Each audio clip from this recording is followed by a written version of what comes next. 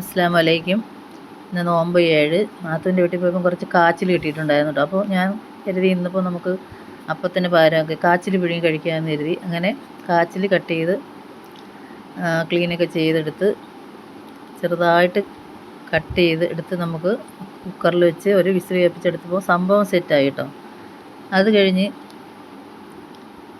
പച്ചമുളകും ചെറിയ ഉണ്ടമുളക് ഉണ്ടല്ലോ, നാടൻ ഉണ്ടമുളകും തേങ്ങയും ഉപ്പും കൂടെ സവാളയൊക്കെ കൂടെ വെച്ചിട്ടൊരു ചമ്മന്തി ഉണ്ടാക്കി.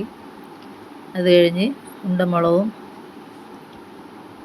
ഉള്ളിയും കൂടെ വെച്ചിട്ട് ഒരു മുളക് ഉടച്ചതും ഉണ്ടാക്കി, വെളിച്ചെണ്ണയൊക്കെ ഒഴിച്ചിട്ട്. അപ്പോൾ സംഭവം എന്തായാലും അടിപൊളിയായിരുന്നു കേട്ടോ, നല്ല അടിപൊളി ടേസ്റ്റായിരുന്നു.